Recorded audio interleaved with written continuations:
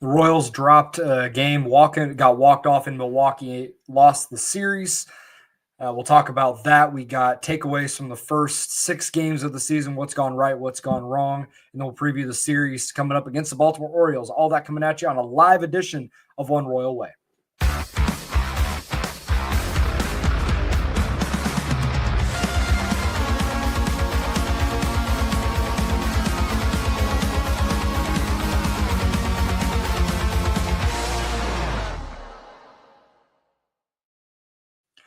One Royal Way, back at it here on Kansas City Sports Network. I'm Joel Penfield. Thank you all so much for tuning in. Wednesday night live episode. We are going to go live at least once a week, hopefully twice moving forward. Usually it'll be after games if it's on a game night.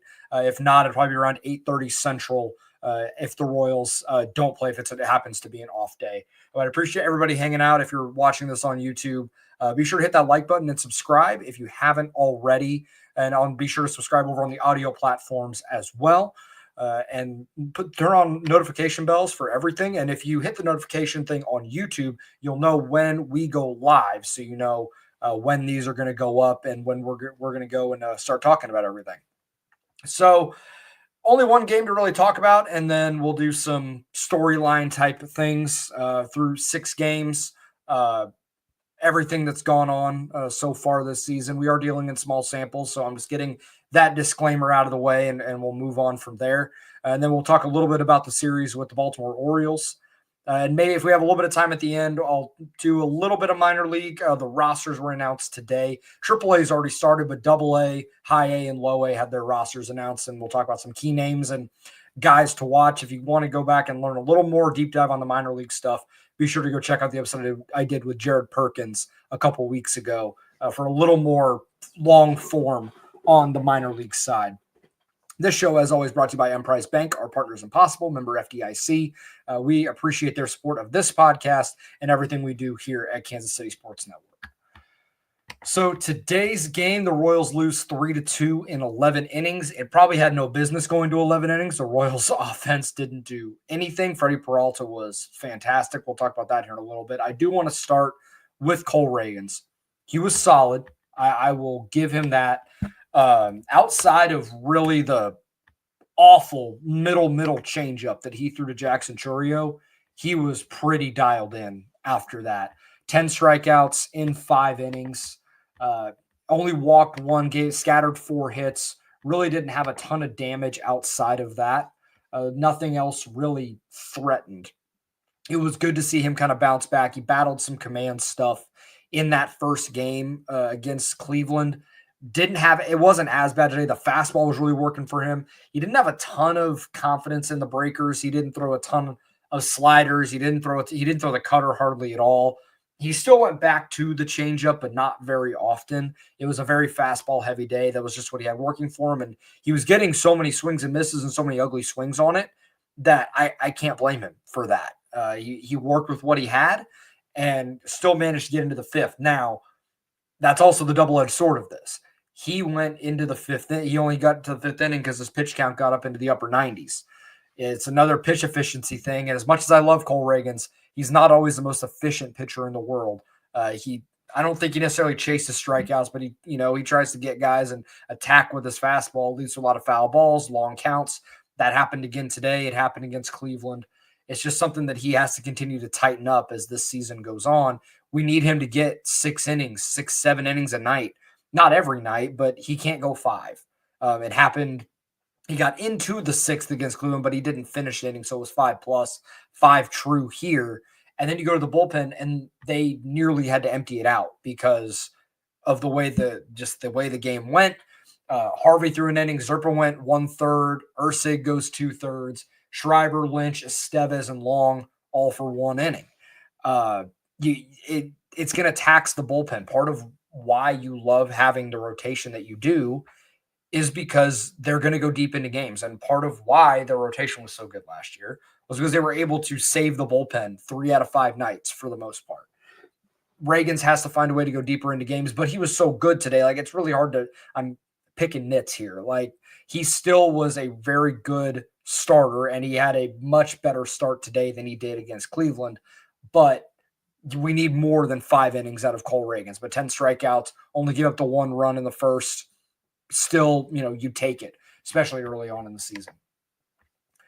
Speaking of that bullpen, Hunter Harvey looks like the dude the Royals traded for. This is the guy that they gave up Caden Wallace for. Last season, I've had to almost completely scrap it from my mind. It was such a poor sample, but it was because he was not healthy. A healthy Hunter Harvey that's blowing 97 with that split to tunnel off of it, curveball that is just it's on that same plane, but again, you get that high spin on it. Even if he doesn't really develop that slider, the fastball split is so good when it's working and when that fastball's around the strike zone. Like, you have a guy fooled.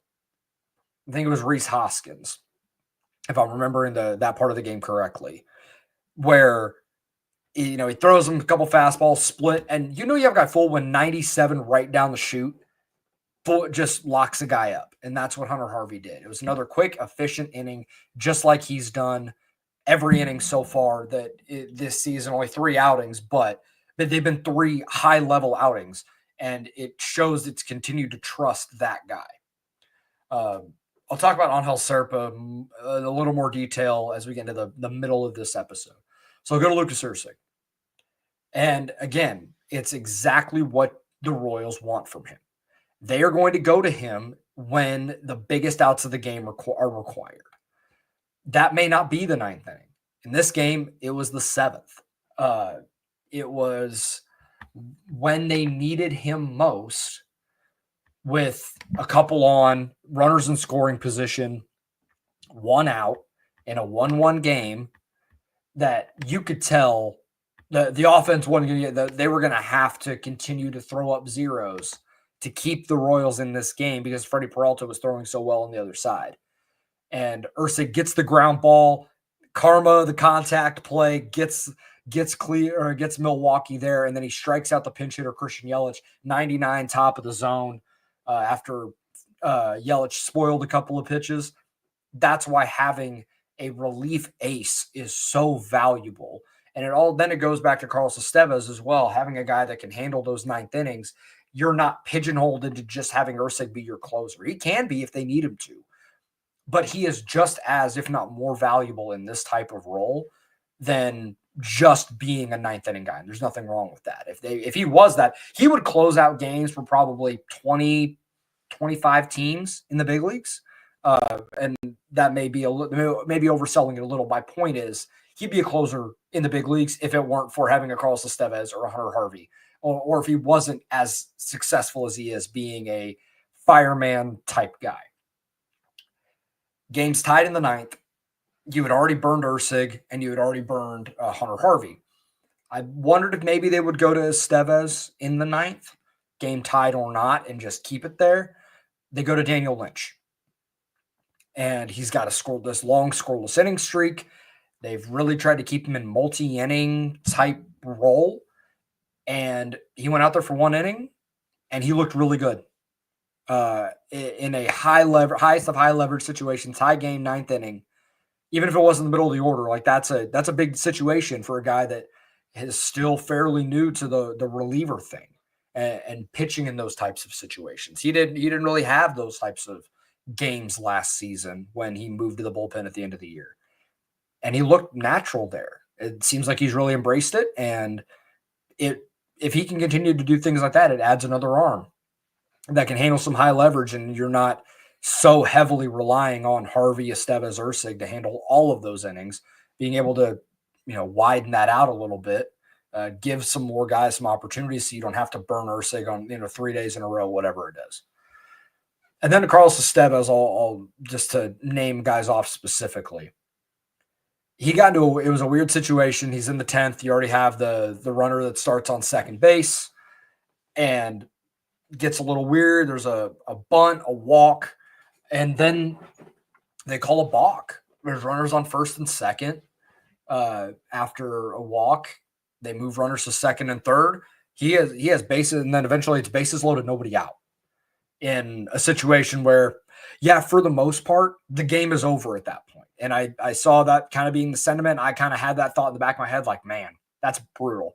And it was a balk that I don't think it was a balk. I think John Tumpane just kind of inserted himself into the game unnecessarily there, but it's also John Tumpane, so he's probably going to do that.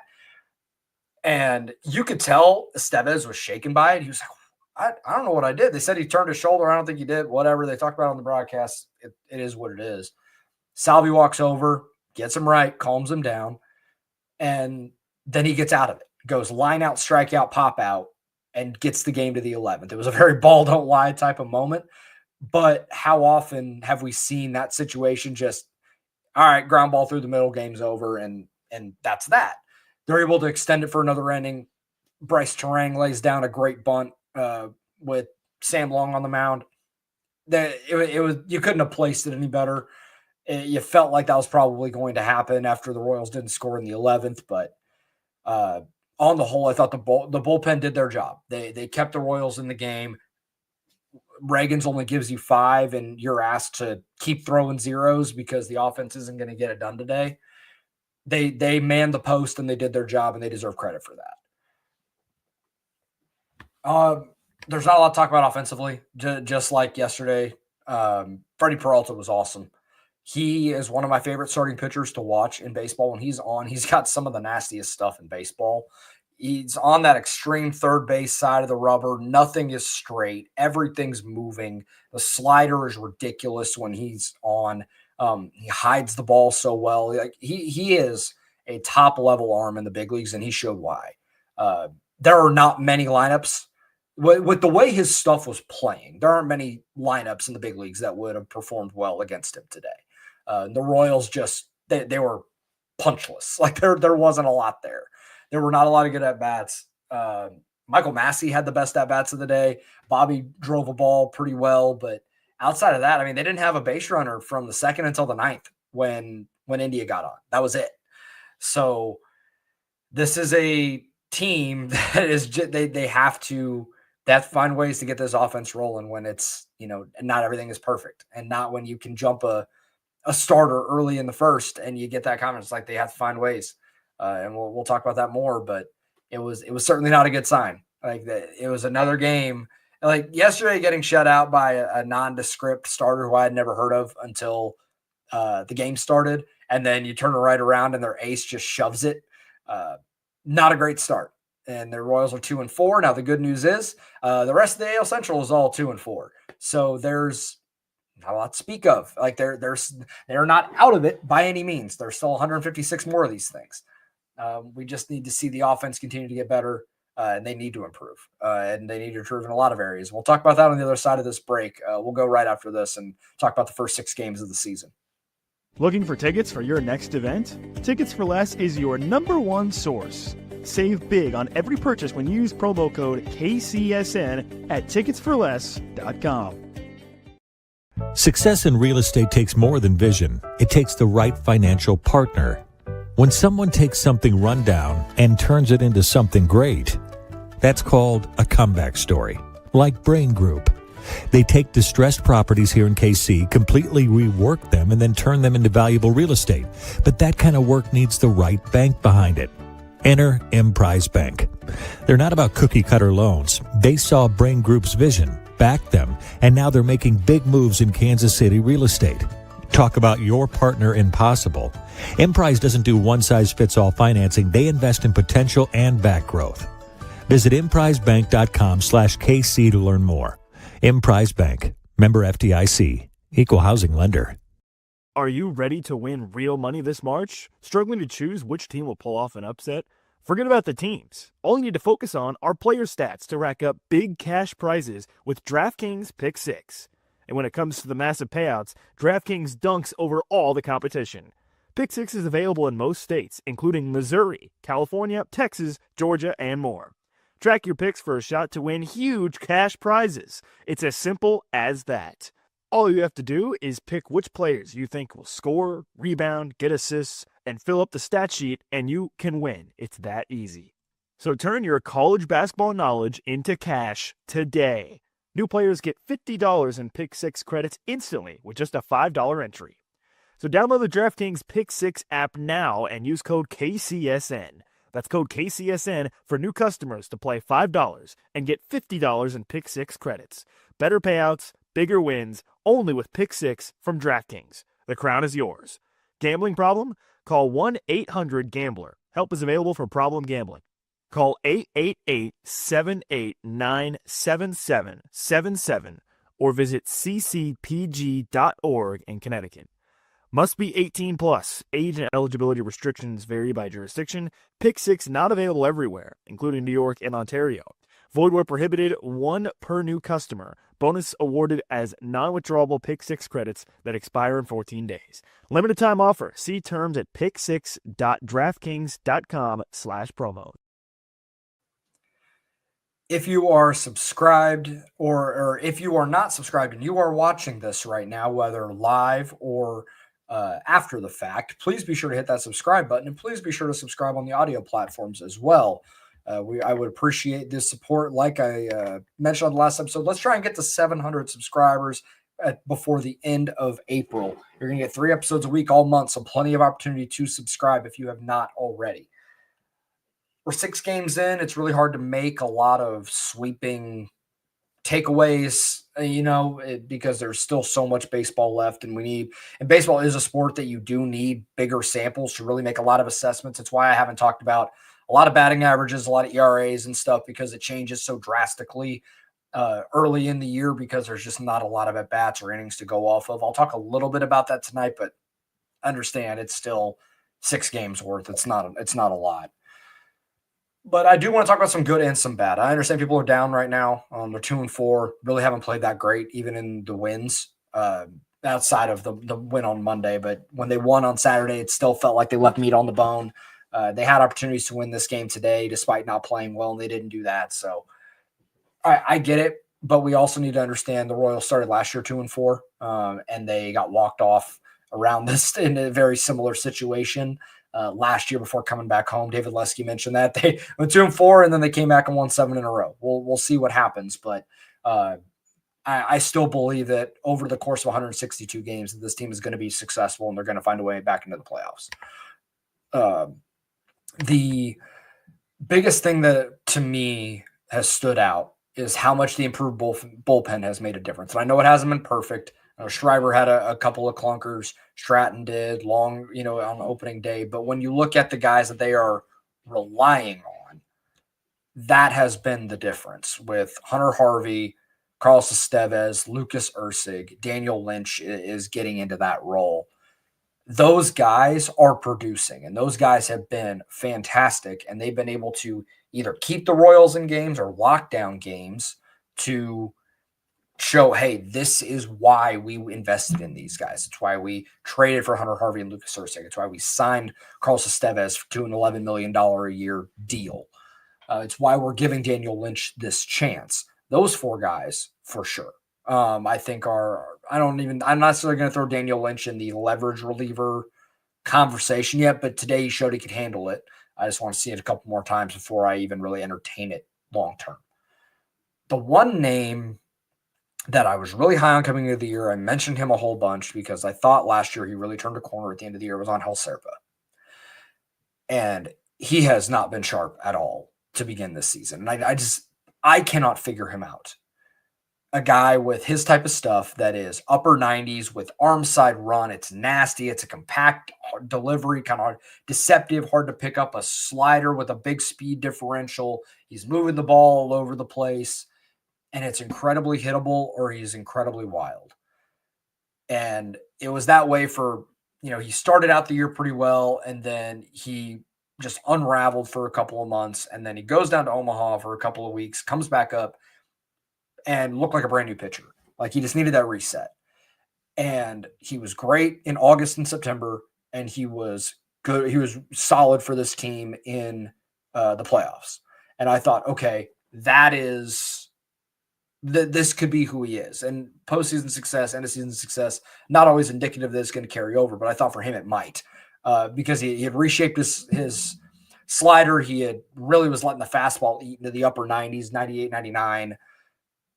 But it just has not worked so far this year. He has not looked good at all. And even though I thought he made a good pitch to Kyle Manzardo for being a sinker guy, giving up home runs like that is not ideal. He looked pretty hittable when he came in to the game on Monday. It's a 10-run lead, so I kind of brushed off what happened on Monday because, like, at this point, it's 10-0. Just throw the ball over the plate, no reason to walk guys, and let's just let them make contact and get themselves out. So I kind of brushed it off. I didn't really think anything of it. He comes into the game today, and it's hit walk, and you got 2 on, you get 1 out, and they're already going to it's quick hook. Like they weren't going to let it go any longer. And I feel like in other situations last year, they would have let him try to get out of it, and then he wouldn't. They weren't going to take that chance, and they went and got him pretty quickly. So it seems like maybe he's down a couple of rungs and just needs to mentally reset, and he maybe isn't the guy that leads the team in appearances this year.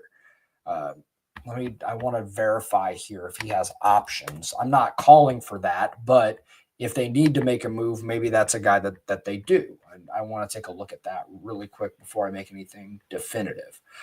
Zerpa still has 1 option. So that is something to consider if this lingers further. There are guys in Omaha that certainly could have that chance. Evan Sisk specifically is a guy that lefty, get guys out, sinker ball. Noah Cameron, Luinder Avila. There are guys that can come in and probably be just as good in the bullpen. So it's something to monitor. The offense as a whole, and this goes without saying, I don't need to belabor the point on it, the offense has not been great throughout the season. They had the outburst on Monday, but haven't seen anything close to that since in the 20 innings or so after that. And even in the Cleveland series, it was not great. It was really spotty. They were able to string a couple rallies together, but outside of Jonathan India, it really hasn't, and Michael Garcia, we really haven't seen a ton of consistency. I'm still bullish on the offense as a whole. Like when you look at where they're going to be over the course of a full season, even if it's not 1 through 9. Like once Bobby really gets going, the offense is going to take off. We saw that last year. He's not necessarily going to be able to carry the whole offense, but when you have a superstar on base quite a bit and having an impact on the game, both contact, speed, power, it makes a difference for everybody. He is not, I think he's close. He's not quite where he needs to be. He's fouling a lot of fastballs off that he drove into gaps last year. It's not like he's swinging and missing a ton. It's just like he's just a tick off. And but I will say when he is making contact, there's a lot of line drives right at people that are just unlucky. Once some of that batted ball luck swings back into his favor, he's able to get to a point where he is the MVP level player that we all know that he is. Sometimes it takes him a little bit to get going. He goes through these stretches from time to time where he's still a lot of hard hit outs. It's still a lot of putting the ball in play, not a lot of strikeouts, but it's just not all clicking together at once, but I think it's going to. He's too talented for it to linger for too long. Michael Garcia has still been impressive, but I want to see a larger sample before I really dive in and think, oh, this is who he is. This is who he's going to be. Because we saw this last year. He got on a hot streak, and then by the second week of April, he was pretty bad for the rest of the season. So I need to see more. Early returns have been good. I think Jonathan India has been a major factor. Continues to get on base and swing the bat well in pretty much every game. Got a double today against Freddie Peralta when no one else really did, and no one else really hit him well. Michael Massey's put together some good swings. So there are guys that are figuring it out, getting it together. We know Vinny, we know Salvi, we know Bob. They're gonna get it together. We know India at this point. He's going to be able to man the post. Just finding the right mix beneath them. Biggest problem is the outfield. It's been the weak link in the offense. And look, it's not a lot of plate appearances.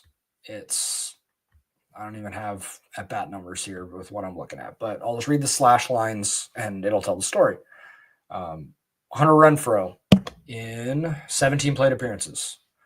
167, 143, 294 for a 55 weighter. Oh, wait, sorry. That was the BABIP. I read the chart wrong. Hold on. It was 143, 294, 214 slug. That is a 55 weighted runs created plus, and a lot of that is from the double that He hit against Stephen Kwan. That he lost in the sun. Kyle Isbell slashing 167, 250 with a 31% K rate. That's a 6 weighted runs created plus. For those that don't know, 100 is league average. So that's 94% below league average. Now, I also understand that Kyle Isbell is in there for his defense 85% of the time, but that's unplayable. You cannot have that. Like I need him to be like a 75 or 80 weighted runs created plus, and then I'm fine because of the defense that he plays. It can't be a 6. And MJ Melendez, 077, 200, 077. He's 1 for the season at this point with a 40% strikeout rate and a negative 12 weighted runs created plus. And yes, you can have a negative weighted runs created plus. If this team wants to go anywhere, the offense, like specifically the outfield, has to do something. It cannot be like this for an entire year. And I don't think, and it will not be like this for an entire year because JJ will go and make moves to make this team better. Wasn't for lack of trying that they didn't get anything done on the offensive side during the season or during the off season. They made offers. They made contract offers to outfielders. They talked about trades, but didn't want to overpay. And I don't blame them for that. They did their due diligence. Now they're going to have to aggressively make moves. There are guys in the farm system that can help maybe in a pinch. Maybe there are some high impact guys 2 levels down that in July, if they're producing, you just toss them into the lineup, defense be damned, and let them hit because they just need to hit. I am not, I mean, it is a red flag, but I am not ringing alarm bells and losing my mind and cussing up a storm with all of this because it is a small sample to begin the year, but it is not a good start. It's just not something that you can have at this point. If you are the Royals and where they want to be 5-6 months from now, if the offense and specifically the outfield offense continues to be like this, it changes where the Royals could possibly be throughout this year. I talked about it a little bit earlier, and I didn't even really mean to, but the other thing that we need the top 3 in the rotation go deeper in games. Reagans has gone into the 5th twice. We'll see Lugo tomorrow on Friday against the Baltimore Orioles. Need him to get more than 5. We need Michael Walker to get more than 4 on Saturday. Take a little bit of pressure off the bullpen, especially after the game we just saw. They had to use 7 relievers to get out of that game. When you have 17 games in 17 days coming up after this off day they're going to have on Thursday, that bullpen is going to get taxed. And we'll see some shuffling happen between Omaha and all that as that goes on. But it is certainly like this rotation going every 5th day needs to get into the 6th with regularity just to save the bullpen at a minimum. It cannot be this way for too long. So much of why this team was great was because the starters were able to go deep into games. And it covered up some of the deficiencies in the bullpen. Well, now you have a good one. So can you get it to the 6th with a lead, go Harvey, Ursa, Estevez, and win a game? I want to see that happen, hopefully as early as Friday, and win a game 5-1 or whatever, 5-2, whatever the case, and feel good going into the weekend and kind of get off the schneid a little bit. I think we see a couple of those types of games. They'll be in a much better place as we start to navigate this crazy 17-game stretch they're about to go on. Baltimore is coming to town, and I apologize. I'm running long here. I'll get you out of here in hopefully about another 5 minutes or so. I appreciate everybody hanging out. A little long-winded tonight. It is Seth Lugo going on Friday, Saturday, Michael Wacha, Sunday, Chris Bubich. Baltimore has not announced their probable, so I'm going off of the way their rotation has gone so far this year. I'd say Dean Kramer on Friday, Tomoyuki Sugano on Saturday, and then Cade Povich on Sunday is the way that they've done their rotation so far. Baltimore's been pretty good so far. They've Let me see I pulled up the wrong tab and I did not have their record pulled up. This is great radio, I know. They are 3-3. They're playing Boston right now. Boston's winning. They got one more against Boston tomorrow before they come to Kansas City. Run differential is +6. We might get Gunnar Henderson back. He is in Norfolk right now on a rehab from I think he had a little muscle tweak at the end of spring training, started the year on the injured list, and sounds like he's going to play tonight, and then they'll make an assessment whether he goes to Baltimore tomorrow or possibly just comes right to Kansas City. They will not have Colton Cowser. He's out 6 to 8 weeks with a broken thumb from sliding into first. not a great decision there, and unfortunately, he's going to be out for 6 weeks, 2 months. We'll see what we're able to get out of them. The bottom line is you have to take this series, and I hate to do the must win type stuff this early in the season, but to get some footing back after really not playing well for 5 out of 6 games to start this season with the expectations that this team has, get right on the flight, relax on Thursday, and then show up to the ballpark and go win a ball game on Friday. And it'll right a lot of ills. It'll make people feel better about where this team is at if they just they were able to take 2 or 3 here. And then you get Minnesota, who's been up and down. They're playing a little better as of late, but they still kind of stumbled out of the gate. You get them for 4 at home, and you go, not to get too far ahead of it, because we'll talk about it prior to the series, but you have a 5-2 homestand before you head on the road for a 10-game roadie. It makes you feel a heck of a lot better where you're at. And it starts this weekend against a team you're going to be battling for wild card and playoff position pretty much all season long.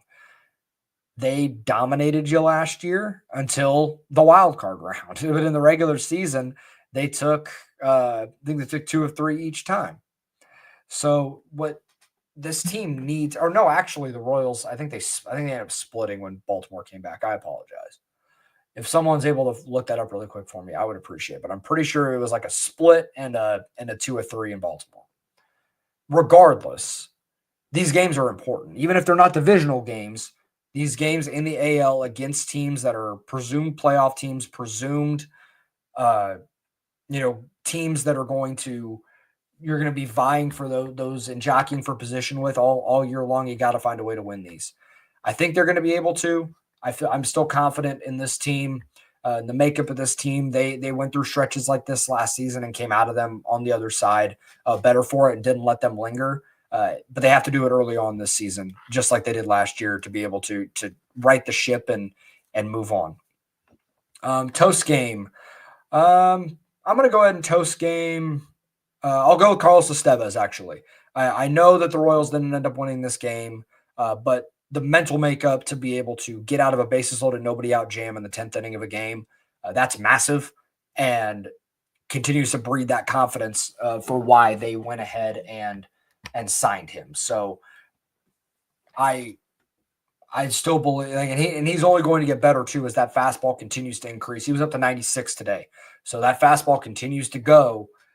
He's going to continue to get better. And a bridge of Harvey, Ursig, Estevez is really, really nice. Offense comes along. That's going to win you a lot of ball games.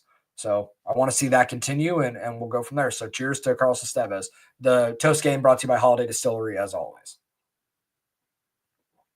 This is about 10 minutes longer than I anticipated. I rambled a heck of a lot more than I thought I was going to. So if you're still watching this live, I do appreciate it. We're going to try and do this a few times a week. I'll announce it a few hours before on social media, either on Twitter or on the Discord for KCSN, and let y'all know, hey, this is when we're going to do it.